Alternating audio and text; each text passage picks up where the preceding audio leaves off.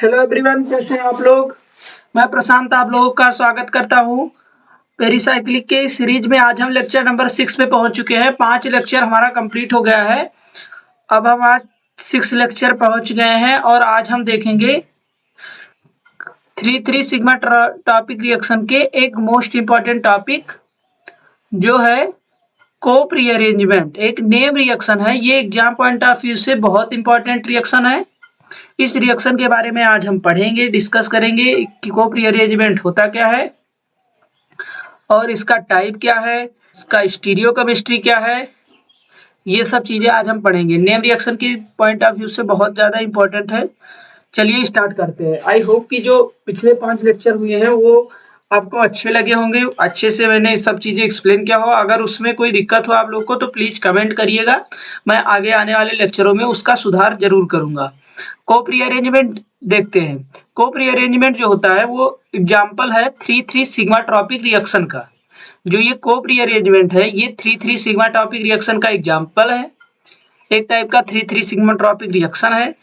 इसमें जो कुछ भी होता है वो एक ही मॉलिक्यूल के अंदर होता है, इसलिए इसे इंट्रामॉलिक्यूलर प्रोसेस भी बोलते हैं इस रिएक्शन को। और जो ये रिएक्शन होती है ये प्रोसीड होती है एक साइक्लिक ट्रांजिशन स्टेट से। अभी हम जब इसका एग्जांपल करेंगे, डिस्कस करेंगे, तो उसमें एक साइक्लिक ट्रांजिशन स्टेट आएगा। तो जो ये कोप रीअरेंजमेंट है ये साइक्लिक ट्रांजिशन स्टेट की वजह थ्रू होता है। अब जो ये कोप रीअरेंजमेंट है इसमें क्या होता है, थर्मल कंडीशन का रिक्वायरमेंट होता है। क्यों थर्मल? क्योंकि 3 + 3 क्या हो गया 6, और 6 हमने पढ़ा है कि जो इवेन आ गया मतलब 6 में जो होता है वो थर्मल कंडीशन होता है। जैसे 4 + 2 था तो कौन सा कंडीशन था, ये 4 + 2 6, तो ये भी तो ये थर्मल कंडीशन था। 4 + 2 साइक्लोएडिशन रिएक्शन, तो 3 + 3 ये जो है ये थर्मल कंडीशन फॉलो करता है। तो इसमें क्या होता है, थर्मल कंडीशन की रिक्वायरमेंट होती है। अब नेक्स्ट जो इसका पॉइंट है वो ये है कि इसमें जो नंबरिंग जो स्टार्ट होती है हमारी, वो स्टार्ट होती है saturated to unsaturated carbon atom. जो नंबरिंग स्टार्ट होती है वो स्टार्ट होती है saturated to unsaturated carbon atom, ठीक है। और इसमें जो है इस रिएक्शन में 3 सिग्मा ट्रॉपिक रिएक्शन में या सिग्मा ट्रॉपिक रिएक्शन में जो लॉस, ना तो सिग्मा बॉन्ड का लॉस होता है ना ही गेन होता है, और पाई बॉन्ड का भी। मतलब reactant to product sigma bond pi bond ये सब सेम रहते हैं। रिएक्टेंट से लेके प्रोडक्ट तक सिग्मा बॉन्ड पाई बॉन्ड ये सब सेम रहते हैं, मतलब ना लॉस होगा ना गेन होगा सिग्मा बॉन्ड का और पाई बॉन्ड का। हम इसका एग्जाम्पल देखते हैं। कोप रीअरेंजमेंट के एग्जाम्पल को देखने के लिए हम एक मॉलिक्यूल लेते हैं 1,5 हेक्साडाइन। 1,5 हेक्साडाइन का एक एग्जाम्पल लेते हैं। अब इसको देखिए, हमने वहां पे अभी क्या देखा है कि जो नंबरिंग करेंगे वो कहां से करेंगे, नंबरिंग ऐसे करेंगे कि सैचुरेटेड टू अनसैचुरेटेड। तो ये अनसैचुरेशन कार्बन है तो ऐसे नंबरिंग करेंगे 1 2 3, ये क्या होगा 1 2 3। अब एक इम्पॉर्टेंट बताता हूँ 3 सिग्मा ट्रॉपिक में, ये ध्यान रखिएगा जब 3 सिग्मा ट्रॉपिक रिएक्शन कर रहे हैं तो इसमें ये चीज ध्यान, ये रुको यहाँ पे नीचे बताता हूँ थोड़ा। जैसे कौन सी रिएक्शन हम पढ़ रहे हैं, कोप रीअरेंजमेंट, ये क्या है 3 सिग्मा ट्रॉपिक रिएक्शन है। 3 सिग्मा ट्रॉपिक रिएक्शन में ये ध्यान रखना है जो 1 के बीच का जो बॉन्ड है वो ब्रेक होगा। 1 के बीच का बॉन्ड ब्रेक, 3 के बीच में जो बॉन्ड होगा वो फॉर्म होगा, और जो 1 और 2 के बीच है उसमें डबल बॉन्ड आ जाएगा। यही आपको करना है। क्या करना है कि 1 के बीच का बॉन्ड ब्रेक करना है, 1 3 का बॉन्ड फॉर्म करना है, और जो 1 और 2 है उसके बीच में डबल बॉन्ड ले आना है। अब देखिए यहाँ पे, देखिए यहाँ पे क्या है, यहाँ पे सेम वही है, 1 का बॉन्ड ब्रेक कर दिया, 3 का बॉन्ड फॉर्म। तो देखो ये यहाँ पे शिफ्ट हुआ, ये यहाँ पे शिफ्ट हो गया। अब यहाँ पे देखिए ऐसे ऐसे, फिर यहाँ फिर यहाँ फिर यहाँ। अब देखो 1 2 3 1 2 3, 3 का बॉन्ड फॉर्म, 1 का बॉन्ड ब्रेक, और 1 और 2 के बीच में डबल बॉन्ड। ये तुम्हारा हो गया प्रोडक्ट। अब जो रिएक्टेंट के पास जितने नंबर ऑफ सिग्मा और पाई बॉन्ड थे उतने ही number of sigma and pi bond product के पास भी है, मतलब कोई भी लॉस और कोई भी गेन नहीं हुआ है। ठीक है, अब हम देखिए इसके टाइप के बारे में देखते हैं। कोप रीअरेंजमेंट दो टाइप का होता है, एक होता है ऑक्जी कोप रीअरेंजमेंट और एक होता है एजो कोप रीअरेंजमेंट। अब इन दोनों का भी एक एक एग्जांपल देखते हैं। ऑक्जी कोप रीअरेंजमेंट में जो होता है उसमें जो एग्जांपल है वो ये रहेगा, देखिए ये वाला एग्जांपल जो है ये है ऑक्जी कोप रीअरेंजमेंट का, और जो एजो कोप रीअरेंजमेंट का एग्जांपल है वो इसमें क्या होता है कि इसमें नाइट्रोजन एटम लेते हैं। कौन सा आइटम लेंगे? नाइट्रोजन। अब देखिए इसका नंबरिंग कीजिए 1 2 3 1 2 3, सिंपल 1 1 का बॉन्ड ब्रेक, 1 1 का बॉन्ड ब्रेक, 3 3 का बॉन्ड फॉर्म, 3 3 का बॉन्ड फॉर्म, 1 1 2 3 1 2 3, 1 1 का बॉन्ड ब्रेक, 3 3 का बॉन्ड फॉर्म, 1 और 2 के बीच में डबल बॉन्ड। सेम ऐसे ही हिट कीजिए 1 2 3 1 2 3, 1 1 का बॉन्ड ब्रेक, 1 1 का बॉन्ड ब्रेक, 3 3 के बीच में बॉन्ड फॉर्म, 3 3 का बॉन्ड फॉर्म, 1 2 3 1 2 3, 1 1 का बॉन्ड ब्रेक, 3 3 का बॉन्ड फॉर्म, 1 और 2 के बीच में डबल बॉन्ड। तो आप लोग अभी तक हम लोगों ने कोप रीअरेंजमेंट के बारे में देखा, उसका एग्जाम्पल देखा और उसके दो टाइप ऑक्जी कोप रीअरेंजमेंट और एजो कोप रीअरेंजमेंट के बारे में भी देखा। उसमें जो एग्जाम्पल्स आते हैं उसके बारे में देखा। अब हम नेक्स्ट देखेंगे stereochemistry of Cope rearrangement.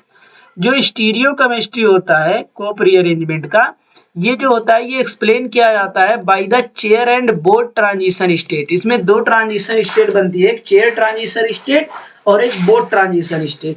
उससे हम इसके क्या करते हैं, उससे हम इसकी स्टीरियो को एक्सप्लेन करते हैं। ये बहुत इंपॉर्टेंट है, इसको ध्यान से समझिएगा, क्योंकि अगर मान लीजिए ये 6 मार्क्स का क्वेश्चन आया तो आपको बाकायदा स्टीरियो वगैरह एक्सप्लेन करना पड़ेगा, फिर ही आपको पूरे के पूरे मार्क्स मिलेंगे इसमें।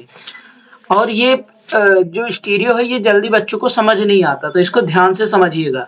जैसे देखिए ये सिस कंपाउंड हमने लिया है, सबसे पहला स्टेप जो इसमें होता है वो ये होता है कि इसका आप चेयर कन्फर्मेशन बनाइए।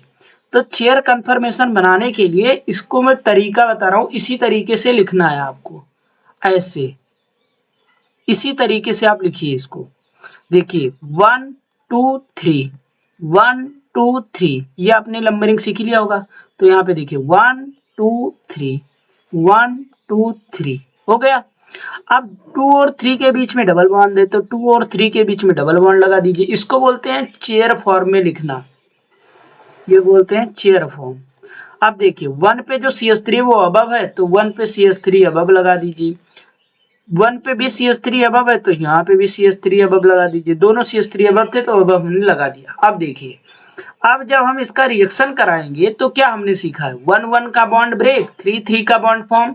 तो देखिए ये और ये मतलब 1 2 3 1 2 3, 1 1 का बॉन्ड ब्रेक, 3 3 का बॉन्ड फॉर्म, 1 और 2 के बीच में डबल बॉन्ड आना चाहिए, तो 1 और 2 के बीच में डबल बॉन्ड आ गया। आ गया नहीं आ गया? आ गया। अब देखिए दोनों CH3 क्या है, ऊपर है, तो दोनों CH3 हम ऊपर लगाएंगे। अब ये देखिए ये यानी ये सिस कन्फर्मेशन बन रहा है, सिस है ना, तो इसको क्या लिख सकते हैं हम, जेड कन्फर्मेशन।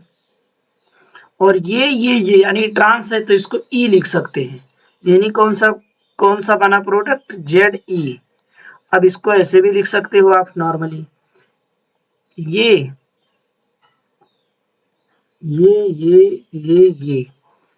देखिए कैसे,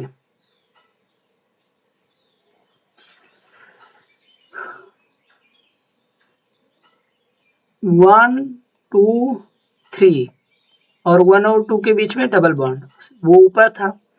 अब यहाँ पे भी देख लीजिए 3, ये वाला 3 है, ये 3 ये वाला है, 2 1 1 और 2 के बीच में डबल बॉन्ड था। ये सिस, ये ऊपर सिस था तो हमने ऊपर सिस बनाया, नीचे ट्रांस है तो इसलिए हमने ट्रांस बनाया। समझ में आ गया? अब ये जो प्रोडक्ट है ये ZE, ये है इसका मेजर प्रोडक्ट। समझ में आया? अब एक हम इसका दूसरा एग्जांपल लेते हैं, वो लेते हैं ट्रांस का। ठीक है, आप लोग इसका माइनर प्रोडक्ट बना के देखिएगा, अगर नहीं बनेगा तो फिर कमेंट कीजिएगा, मैं उसका समझा दूंगा कैसे बनेगा। देखिए ट्रांस में है जैसे सेम उसका अपनाना है। सेम कैसे अपनाना है? सबसे पहले इसका क्या बनाओ, चेयर फॉर्म बनाओ। अब चेयर फॉर्म कैसे बनाते हैं? ऐसे बन गया 1 2 3 1 2 3, 2 3 के बीच में डबल बॉन्ड, 2 3 के बीच में डबल बॉन्ड। ये हो गया इसका चेयर फॉर्म। अब जब चेयर फॉर्म बनाएंगे तो 1 पे एक CH3 तो अबव है बट एक CH3 बिलो है, ये हो गया। ठीक है, अब देखिए 1 1 का बॉन्ड ब्रेक कीजिए, 1 1 का बॉन्ड ब्रेक है। 3 3 का बॉन्ड फॉर्म कीजिए, फॉर्म किया। अब देखिए 1 2 3 1 2 3, अब 1 और 2 के बीच में डबल बॉन्ड लगाइए, डबल बॉन्ड लगा दिया। एक CH3 ऊपर लगाइए, एक CH3 नीचे लगाइए। ये जो CH3 है ये सिस बन रहा है, यानी ये फिर जेड कन्फर्मेशन बन रहा है। ये जो है ये भी अब इस बार सिस है, यानी ये जेड है। जब ट्रांस लेंगे तो जेड जेड मेजर प्रोडक्ट बनेगा, और जब सिस लेंगे तो ई जेड मेजर प्रोडक्ट बनेगा। अब इसको लिखने के लिए हम ऐसे लिखेंगे, देखिए 1 2, अब ये सिस था ना तो इसलिए ये भी ऊपर गया, फिर यहाँ पे 3, फिर यहाँ पे ये 3 आएगा, ये दूसरे वाले कार्बन का 3 है, इसको 4 नंबर डाल दीजिएगा। यहाँ पे ये 2 1, मतलब 2 1, मतलब दोनों सिस, यानी जेड जेड यहाँ पे मेजर बन गया। तो यहाँ पे ये स्टीरियो समझ में आया? स्टीरियो में सबसे पहले यही ध्यान रखना है, चेयर फॉर्म में लिखिए। फिर चेयर फॉर्म में लिखने के बाद 1 1 का बॉन्ड ब्रेक कीजिए, 3 3 का बॉन्ड फॉर्म कीजिए, 1 और 2 के बीच में डबल बॉन्ड बनाइए। फिर उसको बनाने के बाद ये कंफर्म कर लीजिए कि आपका बन क्या रहा है, EZ बन रहा है या ZE बन रहा है। जब भी सिस रहेगा तो EZ बनेगा, जब भी ट्रांस कंपाउंड रहेगा तो जेड जेड मेजर प्रोडक्ट बनेगा। आई होप इतना आप लोगों को समझ में आया होगा। अब हम जो नेक्स्ट पे जो देखेंगे वो देखेंगे कि जो रूम टेम्परेचर पे जो कोप रीअरेंजमेंट होता है, अगर उसमें रिंग स्ट्रेन आ जाए तो फिर क्या कंडीशन होता है। तो जो एट अ रूम टेम्परेचर जो कोप अरेंजमेंट होता है डेट रिलाइव्स रिंग स्ट्रेन, मतलब ये अपने रिंग स्ट्रेन को तोड़ देता है। जैसे देखिए अभी ये है हमारा ये मान लीजिए हमारा कंपाउंड है। अब ये इसके पास ये रिंग स्ट्रेन है। अब हम जब इसको हीट करेंगे थर्मल कंडीशन में तो 1 2 3 1 2 3 हमने क्या पढ़ा है, 1 1 का बॉन्ड ब्रेक, तो सीधा सीधा 1 1 का बॉन्ड ब्रेक कर दो।